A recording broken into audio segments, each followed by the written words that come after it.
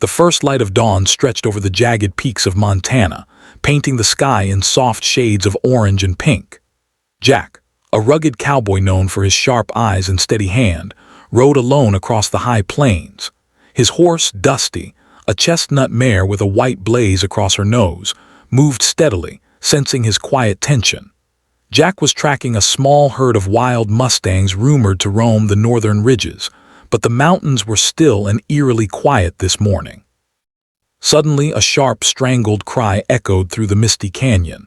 Jack froze, listening carefully. It was a human voice, but filled with fear and pain. Without hesitation, he nudged Dusty forward, following the sound across uneven terrain. The grass was wet with dew, and rocks jutted like jagged teeth from the earth. As he rounded a rocky outcrop, Jack's eyes fell upon a startling sight: a giant Apache warrior trapped in a bear trap. The heavy iron jaws had clamped around the man's lower leg, and he struggled violently, grunting as he tried to free himself. His muscular arms trembled with effort, but the trap held fast. "Whoa there," Jack murmured, dismounting and approaching cautiously. "Easy now, I'm here to help." The Apache looked up, his dark eyes blazing with a mixture of pain, pride, and wariness. "Do not get too close," he gasped, but Jack was already working, leveraging a sturdy branch to pry the trap open. It groaned under the strain, but slowly the iron jaws gave way. The warrior collapsed to the ground, clutching his leg, gritting his teeth against the pain. Jack knelt beside him, steadying him with a firm hand. "Thank you," the man said finally, his voice hoarse. "I thought I would die here." Jack shrugged, brushing dirt from his coat. "Nobody deserves to die in a trap like that," he replied. He helped the man to his feet, supporting most of the weight himself. The warrior towered over Jack, easily a head taller, yet the cowboy felt no fear, only a strange sense of respect. "I am Red Hawk," the Apache said after a moment, finally catching his breath. "Come with me, my village must see you." Jack hesitated only briefly, curiosity mingled with a sense of duty. He had wandered the Montana wilderness for years, alone, following trails of wild horses and the occasional cattle rustler. Yet here, in the quiet forest, he felt drawn into something greater than himself. With a nod, he swung back into Dusty's saddle. "Lead the way, Red Hawk," he said, and the warrior smiled faintly, a glimmer of gratitude and relief in his eyes. Together, they moved through the early morning fog, leaving behind the jagged rocks and distant peaks. Jack could feel the energy of the mountains, wild and untamed, as though the land itself watched their passage. He knew that whatever awaited him in Red Hawk's village would change his life forever. But for now, all that mattered was the man beside him, and the debt that had been repaid with courage and kindness. Jack followed Red Hawk through thick, dew-soaked forests, the morning mist clinging to the towering pines like a ghostly veil. The forest floor was littered with fallen needles and scattered rocks, making their progress slow, but Jack's eyes scanned every shadow, aware that the wilderness could hide danger at any turn. Dusty, his loyal chestnut mare, navigated the uneven ground carefully, snorting occasionally as she adjusted to the uneven terrain. Red Hawk moved with the ease and confidence of someone who had spent his life in these mountains. Each step seemed purposeful, his long legs carrying him over rocks and roots effortlessly. "We are close," he said, his voice low, almost a whisper, as if speaking too loudly would disturb the spirit of the land. Jack didn't ask questions. He had learned long ago that respect for local ways often saved more lives than curiosity. After nearly an hour of navigating narrow ridges and small streams, the forest opened into a hidden valley. Nestled between the cliffs, the village lay almost invisible from a distance. Small wooden lodges with smoke curling from their chimneys were scattered around a central fire pit, where villagers had already begun their morning routines.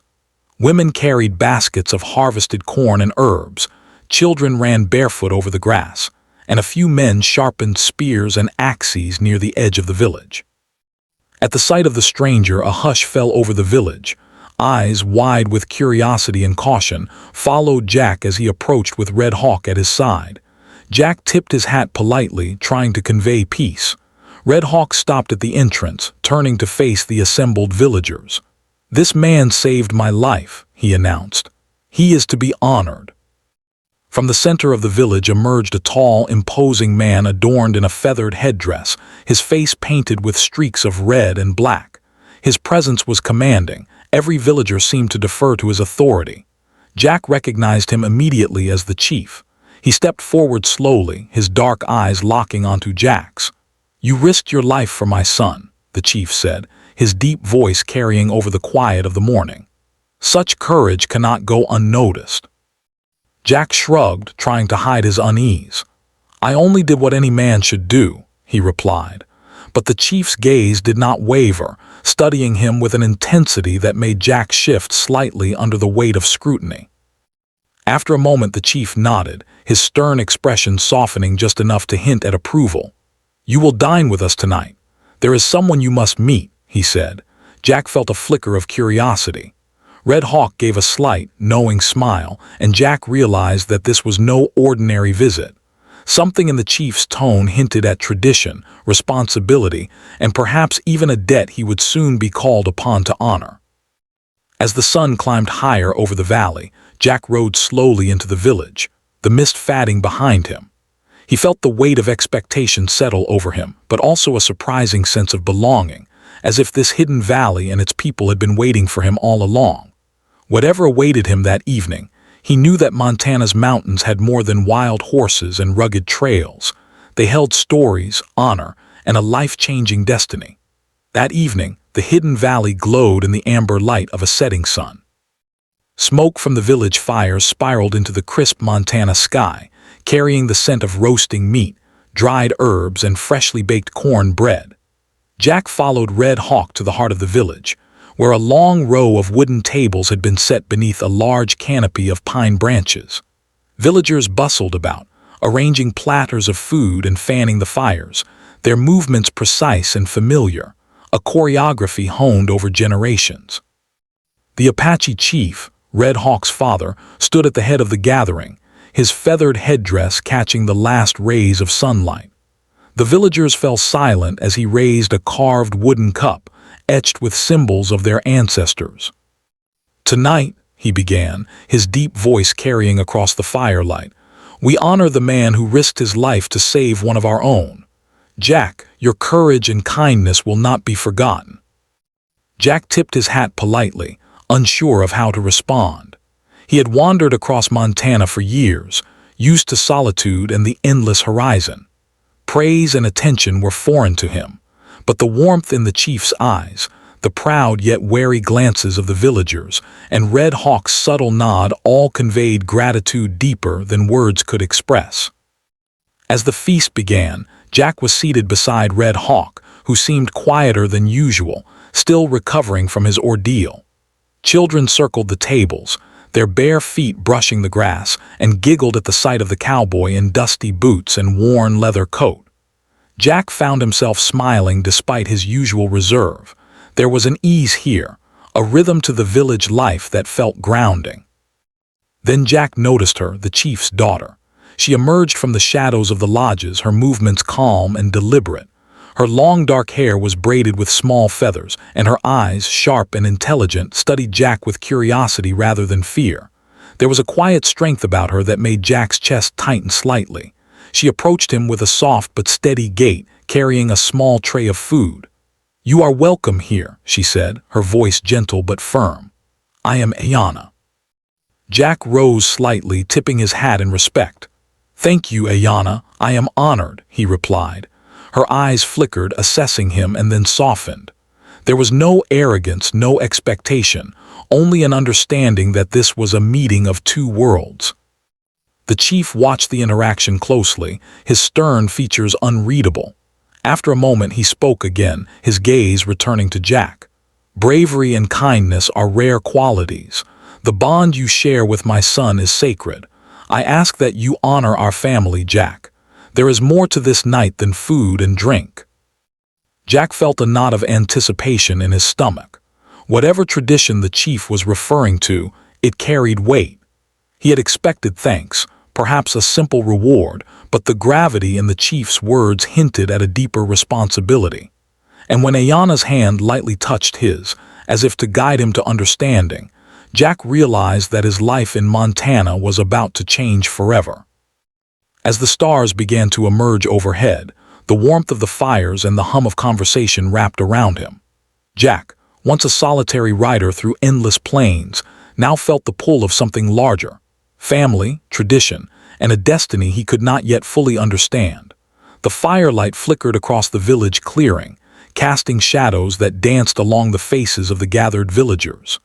Jack had just finished a modest meal, his appetite tempered by the strange weight of anticipation in the air. He had expected thanks, perhaps a handshake, maybe even a small gift, but the solemnity in the chief's eyes suggested this night held more.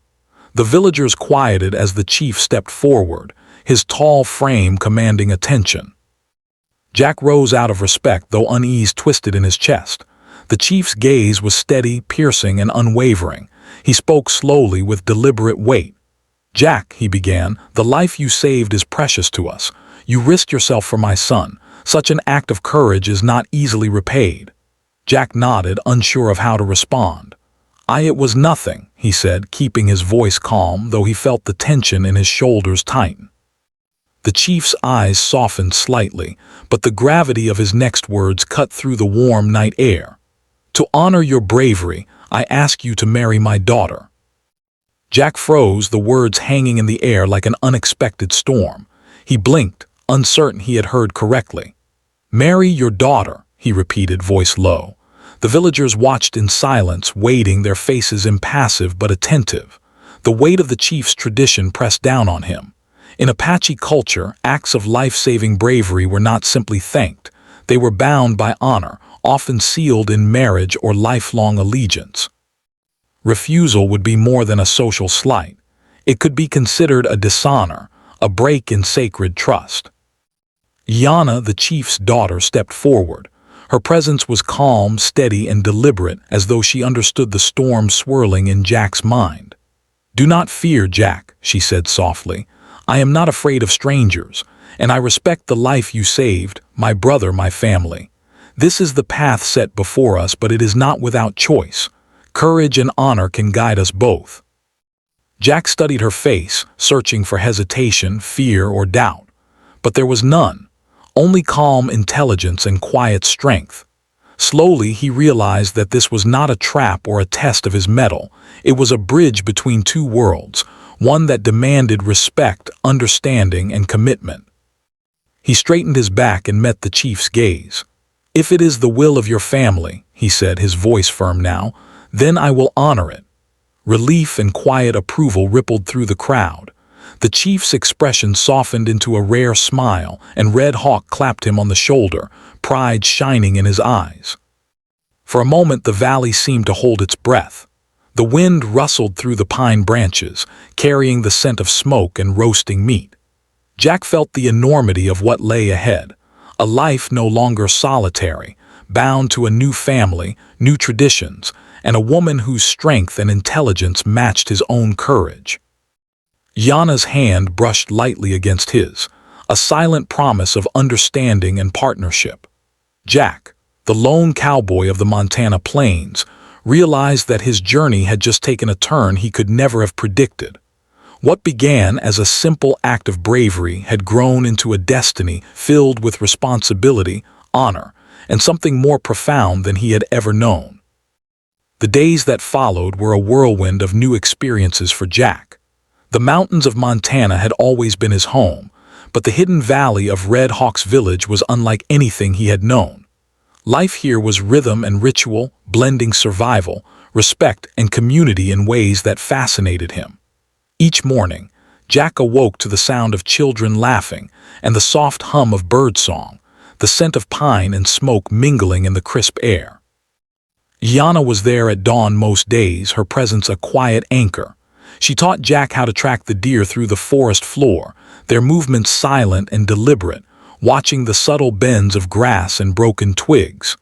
"Notice everything," she instructed, pointing out the faintest traces of footprints, the subtle scrape of antlers against bark. Jack was a quick learner, and he marveled at her knowledge of the land. Hunting and tracking were no longer just survival skills. They were lessons in patience, observation, and connection. Jack also learned the customs of the village. He helped repair lodges, carrying logs with Red Hawk and the other men, learning the songs and stories of the elders as they worked. By the fire in the evenings, he listened to tales of ancestors, of bravery, and of the spirits of the mountains. He realized that every ritual, every song, every story was a thread connecting the present to the past. And though he had wandered the Montana plains alone for years, he began to feel the pull of belonging, a sense of being part of something enduring. Aiyana often accompanied him, her calm confidence a steady guide. At times, they rode together along the high ridges, the wind whipping through their hair, watching the valley stretch out beneath them. Other times, they worked side by side in the village, exchanging smiles and quiet laughter. Jack found himself drawn to her strength and intelligence, but also her gentle way of making him feel accepted. He had come to the village a stranger, yet Aiyana treated him not as an outsider, but as someone worthy of trust and friendship. Slowly, admiration deepened into something more. At night, under a canopy of stars, they would sit beside the fire, sharing stories of their lives, his tales of endless plains and distant towns, her stories of the village and its traditions. Jack felt a warmth in these conversations, a connection that was more than respect or obligation. It was a bond formed through courage, shared labor, and quiet understanding.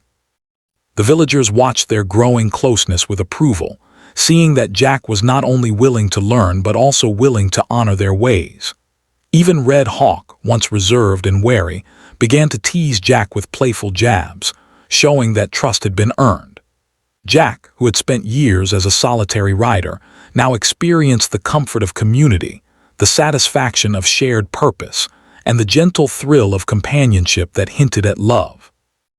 Jack realized that Montana's mountains had given him more than freedom. They had given him roots, a family, and a woman whose presence grounded him in ways he had never expected. Each day brought challenges, lessons, and laughter, and Jack knew that his journey was no longer about wandering alone. It was about belonging, honor, and the promise of a future intertwined with the village and with Aiyana.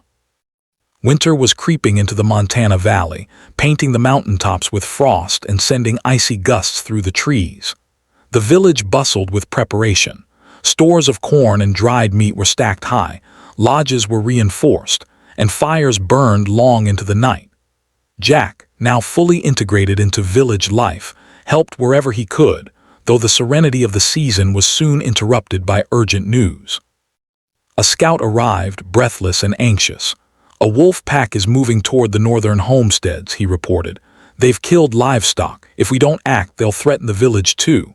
The chief's face tightened, eyes narrowing with concern.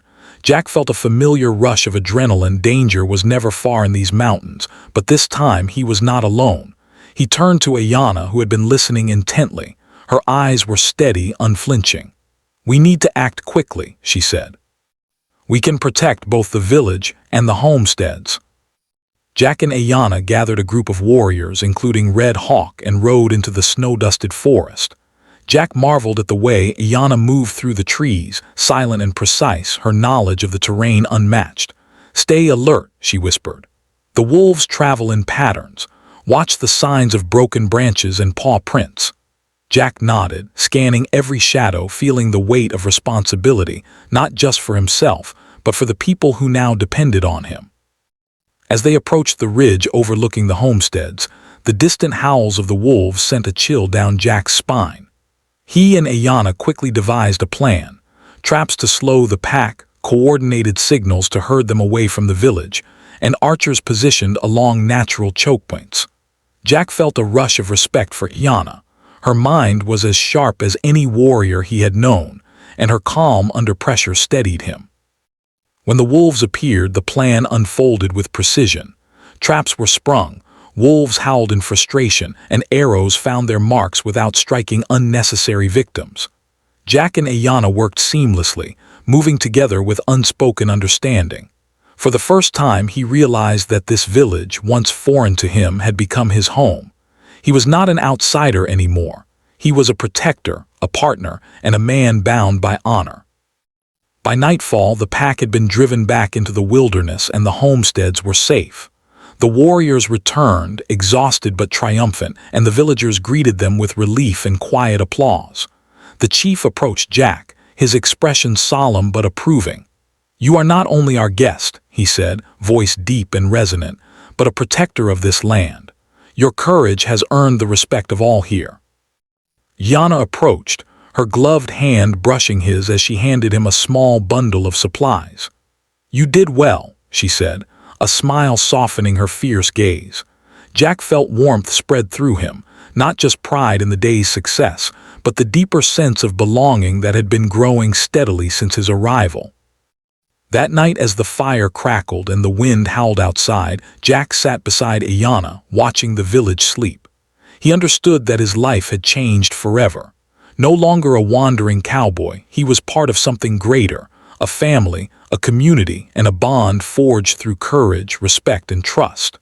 Montana's mountains had given him more than survival, they had given him purpose.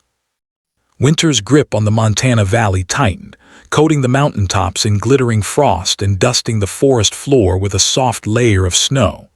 Inside the village, fires burned long and warm, casting golden light across the wooden lodges. Jack, now familiar with the rhythm of life here, moved through the village with purpose, helping fortify lodges, gather firewood, and stockpile food for the harsh months ahead. He had become more than a visitor. He was a protector, a helper, and slowly, a part of the community's fabric. The chief had summoned Jack and Aiyana to the largest lodge at the heart of the village. The elders were already seated, their faces lined with wisdom, eyes sharp and watchful. The chief's voice, deep and commanding, broke the quiet. "Jack, you have proven your courage, honor, and respect for our ways. Today, you are not only welcomed among us, you are one of us. Your bond with Aiyana is recognized.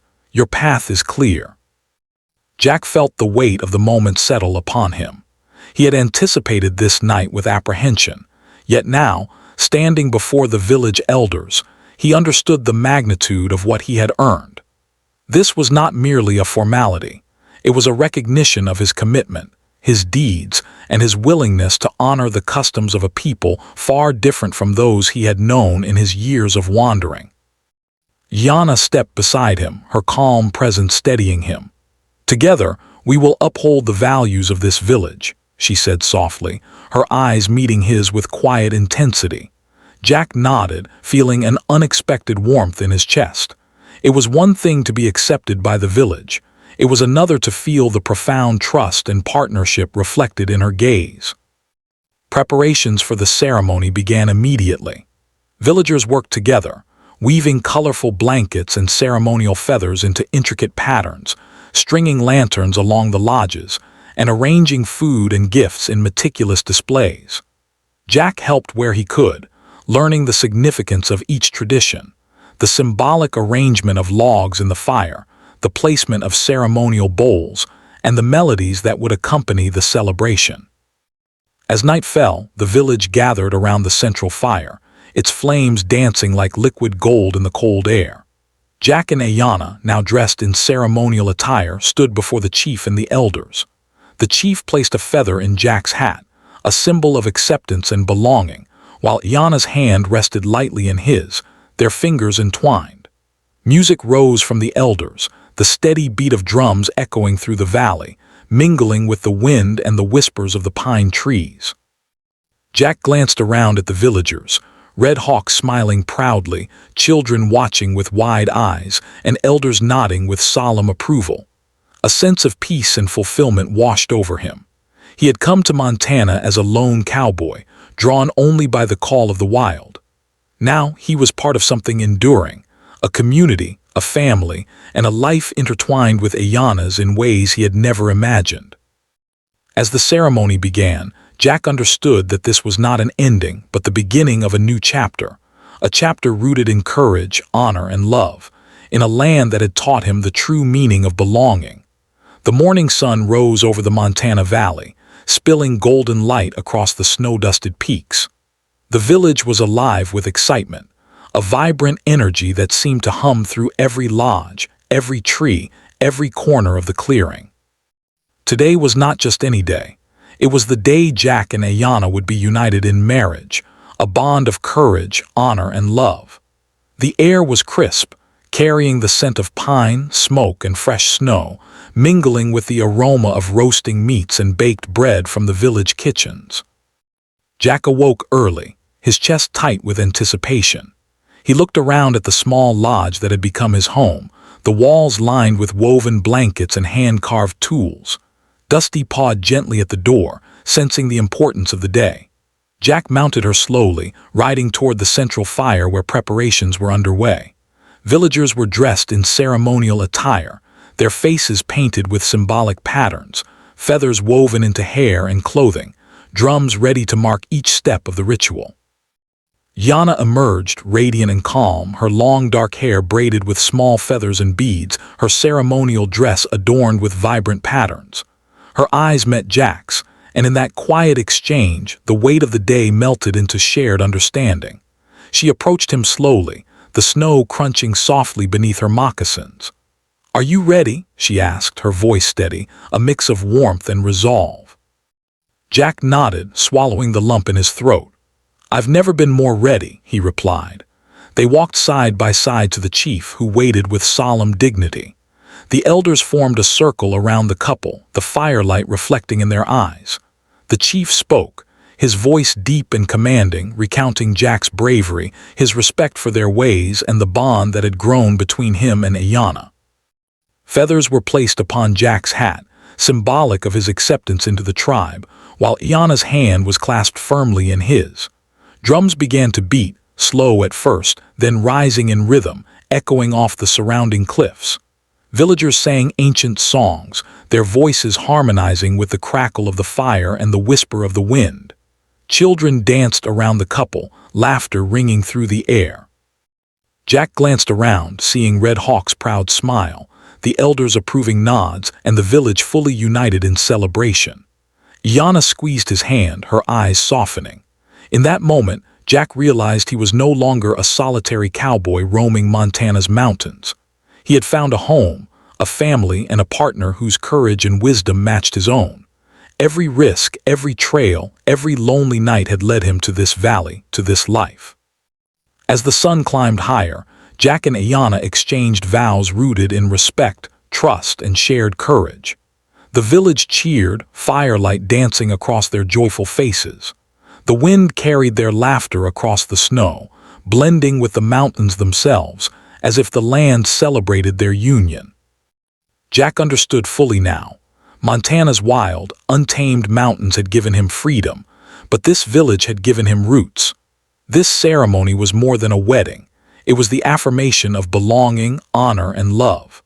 With Aiyana by his side, Jack faced the future not as a lone rider, but as a protector, a husband, and a member of a family and community that would endure for generations.